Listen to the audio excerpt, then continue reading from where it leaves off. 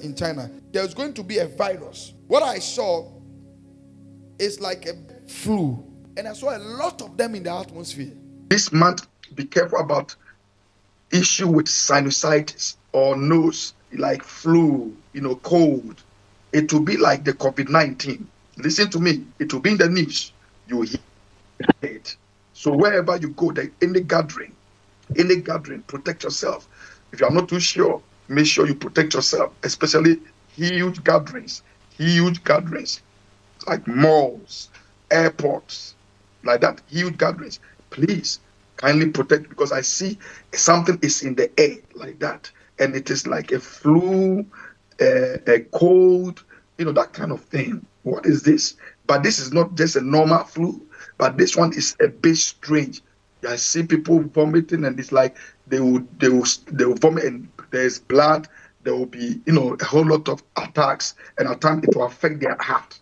That is why it's not just a flu. It's a new virus outbreak in China, and the Chinese government taking action after reporting more than 7,000 cases of a mosquito-borne virus. Authorities saying that insecticide and even deploying drones to fight the spread in the southern city of Foshan, where most of the cases are concentrated. Want to bring in Fox medical contributor Dr. Nicole Saphier for more on this. Doctor, at one point we might have thought, oh, mosquitoes in China, who really cares? But in this case, here's some headlines that you can look at across the board in regards to what might be happening there. Bloomberg says that China revives COVID-era health measures to prevent this from spreading, and that it's instating restrictions to fight the spread of what is called the chikungunya virus. What do we know? Well, Dana, it's summertime, so 'tis the season for vector-borne illness, whether it's from tick bites or mosquito bites. It's not uncommon to see a rise in vector-borne illness in the summer. Why it's making headlines right now is mainland China is having one of the biggest outbreaks it's ever had, specifically in the Guangdong province. That's why the CDC has issued a level 2 travel alert.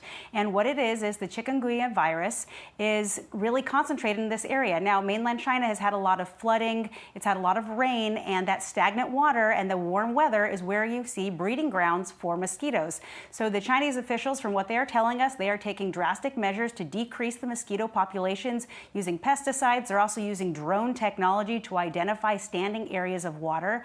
Now, the good news is, Dana, that this virus is not transmitted from person to person. It's when you are infected by a mosquito within a week, you can get high fevers, you can get joint pain. Now, that joint pain can last weeks to even months.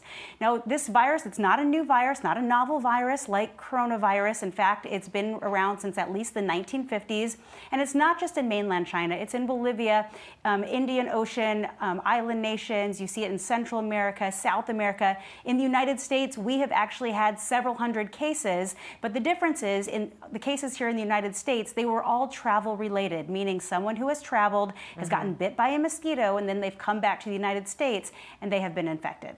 Okay, well, that is of some comfort to those of us who are wondering what in the world is going on over there in China. Legionnaire's disease here at home. This is causing some concern in New York. There are 73 cases of Legionnaire's disease, 3 deaths in central Harlem, and about 6,000 of these cases are reported every year in the United States. I'll put up on the board here the symptoms. I'm sure that you know them well, starting with fever, chills, and muscle aches. What should we know here? How does that spread?